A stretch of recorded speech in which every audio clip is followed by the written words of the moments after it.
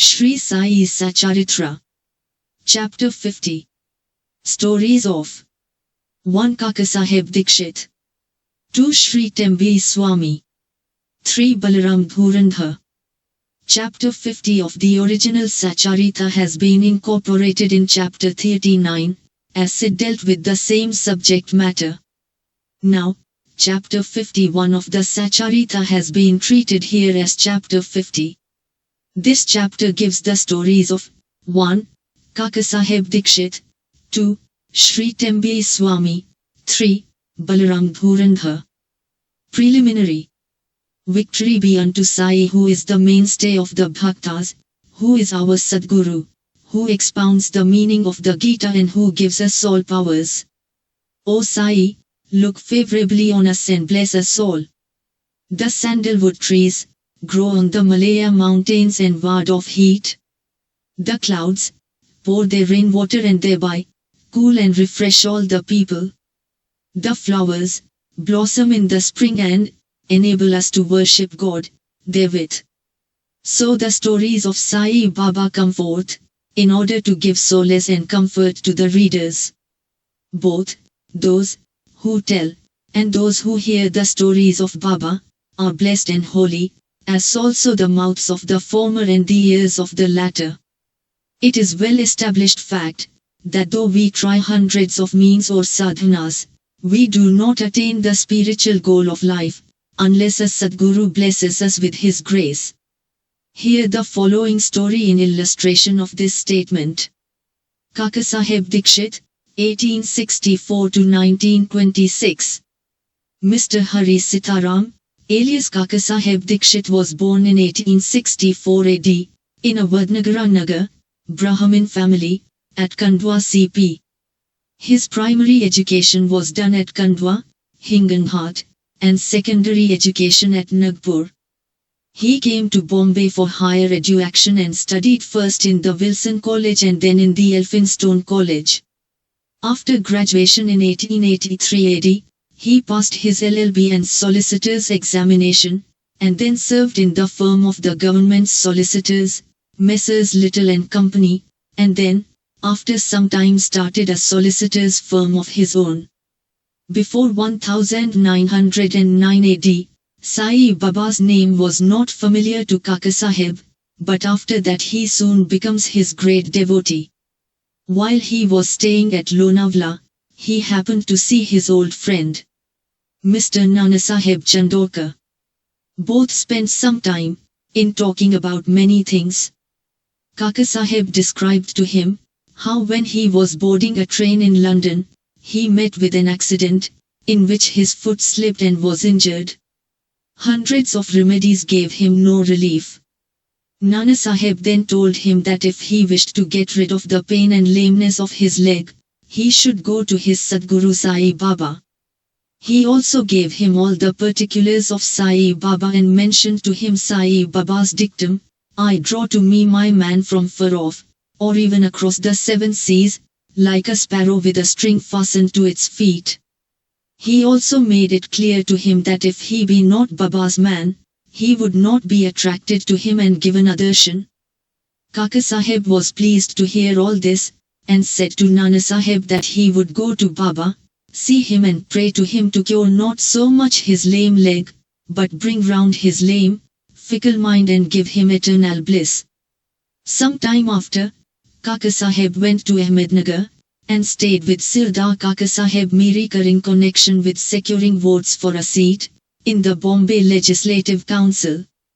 Mr. Balasaheb Mirikar, son of Kakasaheb Mirikar, who was a Mamaladdar of Kopargaon, also came at that time to Ahmednagar in connection with a horse exhibition there. After the election business was over, Kakasaheb Dikshit wanted to go to Shirdi, and both the Mirikars, father and son, were also thinking in their house about a fit and proper person, as a guide, with whom he should be sent there. There Sai Baba was arranging things for his reception. Shama got a telegram from his father-in-law at Ahmednagar, stating that his wife was seriously ill, and that he should come to see her with his wife. Shama with Baba's permission went there, and saw his mother-in-law and found her improving and better. Nana Sahib Panchar and Appa Sahib Gadre happened to see Shama on their way to the exhibition Dikshit there and take him to Shirdi along with him. Kaka Sahib Dikshit and the Mirikers were also informed of Shama's arrival. In the evening Shama came to Mirikers, who introduced him to Kaka Sahib. They arranged that Shama should leave for Kopargaon with Kaka Sahib by the 10 o'clock night train. After this was settled, a curious thing happened. Bala Sahib Mirikar threw aside the veil or covering on Baba's big portrait and showed the same to Kaka Sahib. He was surprised to see that he, whom he was going to meet at Shirdi, was already there in the form of his portrait to greet him at this juncture. He was much moved and made his prostration before the portrait. This portrait belonged to Megha. The glass over it was broken and it was sent to Mirikers for repairs. The necessary repairs had been already made, and it was decided to return the portrait with Kaka Sahib and Shama. Before 10 o'clock, they went to the station and booked their passage, but when the train arrived, they found that the second class was overcrowded, and then there was no room for them. Fortunately, the guard of the train turned out to be an acquaintance of Kaka Sahib, and he put them up in the first class. Thus they travelled comfortably and alighted at Kopargaon. Their joy knew no bounds when they saw their Nana Sahib Chandorkar, who was also bound for Shirdi. Kaka Sahib and Nana Sahib embraced each other, and then after bathing in the sacred Godavari river they started for Shirdi. After coming there and getting Baba's darshan, Kaka Sahib's mind was melted, his eyes were full of tears and he was overflowing with joy. Baba said to him that he also was waiting for him, and had sent Shama ahead to receive him. Kaka Sahib then passed many happy years in Baba's company. He built a vada in Shirdi which he made as his, more or less, permanent home. The experiences he got from Baba are so manifold, that it is not possible to relate them all here. The readers are advised to read a special, Kaka Sahib Dikshit, number of, Shri Sai Leela, magazine, volume 12, number 6-9. We close this account with the mention of one fact only. Baba had comforted Hai by saying that in the end, he will take him in an air coach, Viman, i.e., secure him a happy death. This came out true. On the 5th of July 1926 AD, he was travelling in the train with Hemad Pant and talking about Sai Baba. He seemed deeply engrossed in Sai Baba. All of a sudden he threw his neck on Hemad Pant's shoulder, and breathed his last with no trace of pain and uneasiness. Shri Tembi Swami. We come to the next story, which shows how saints love each other with fraternal affection. Once Shri Vasudevanand Saraswati, known as Shri Tembi Swami, encamped at Rajamahendri, Andhra country, on the banks of Godavari. He was a devout, orthodox, jnani and yogi bhakta of the god Dattatreya. 1. Mr. Pundlikrao, pleader of Nanded, Nizam state, went to see him, with some friends. While they were talking with him, the names of Shirdi and Sai Baba were casually mentioned. Hearing Baba's name, the Swami bowed with his hands, and taking a coconut gave it to Pundlikrao, and said to him, "Offer this to my brother Sai, with my pranam, and request him not to forget me, but ever love me." He also added that the Swamis do not generally bow to others, but in this case an exception had to be made. Mr. Pundlikrao consented to take the fruit and his message to Baba. The Swami was right in calling Baba a brother, for as he maintained an Agnihotra, sacred fire, day and night, in his orthodox fashion, Baba too kept his Agnihotra, i.e., Duni, ever burning in the masjid. After 1 month Pundlikrao and others left for Shirdi with the coconut, and reached Manmad, and as they felt thirsty they went to a rivulet for drinking water. As water should not be drunk on an empty stomach, they took out some refreshments, i.e., chivra, flattened rice mixed with spice. The chivra tasted pungent, and in order to soften it, someone suggested and broke the coconut and mixed its scrapings with it.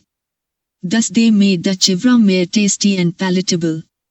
Unfortunately, the broken fruit turned out to be the same coconut that was entrusted to Pundlikrao.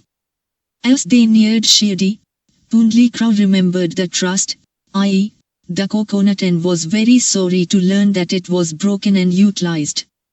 Fearing and trembling, he came to Shirdi and saw Baba.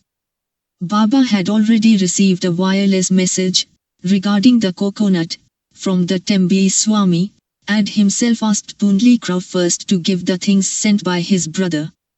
He held fast Baba's feet, confessed his guilt and negligence, repented and asked for Baba's pardon. He offered to give another fruit as a substitute, but Baba refused to accept it, saying that the worth of that coconut was by far many times more than an ordinary one, and that it could not be replaced by another one. Baba also added, "Now you need not worry yourself any more about the matter. It was on account of my wish that the coconut was entrusted to you, and ultimately broken on the way. Why should you take the responsibility of the actions on you? Do not entertain the sense of doership in doing good, as well as for bad deeds. Be entirely prideless and egoless in all things, and thus your spiritual progress will be rapid." What a beautiful spiritual instruction Baba gave. Balaram Dhurandhar, 1878 to 1925. Mr. Balaram Dhurandhar belonged to the Patha Prabhu community of Santa Cruz, Bombay. He was an advocate of the Bombay High Court and sometime principal of the Government Law School, Bombay. The whole Dhurandhar family was pious and religious. Mr. Balaram served his community, and wrote and published an account of it. He then turned his attention to spiritual and religious matters. He studied carefully the Gita, and its commentary Jnaneshwari, and other philosophical and other metaphysical works. He was a devotee of Vithoba of Pandharpur. He came in contact with Sai Baba in 1912 AD. 6 months previously, his brothers Babulji and Vaman Rao came to Shirdi and took Baba's darshan. They returned home, and mentioned their sweet experiences to Balaram and other members. Then they all decided to see Sai Baba. Before they came to Shirdi, Baba declared openly that, "Today many of my Darbar people are coming." The Dhurandhar brothers were astonished to hear this remark of Baba from others, as they had not given any previous intimation of their trip. All the other people prostrated themselves before Baba, and sat talking to him.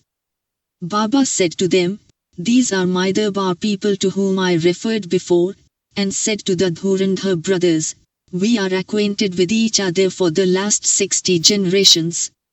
All the brothers were meek and modest. They stood with joined hands, staring at Baba's feet. All the sattvic emotions such as tears, horripilation, choking, etc., moved them, and they were all happy. Then they went to their lodging, took their meals, and after taking a little rest again came to the masjid. Balaram sat near Baba, massaging his legs. Baba, who was smoking a chillum, advanced it towards him and beckoned him to smoke it. Balaram was not accustomed to smoking, still he accepted the pipe, smoked it with great difficulty, and returned it reverentially with a bow.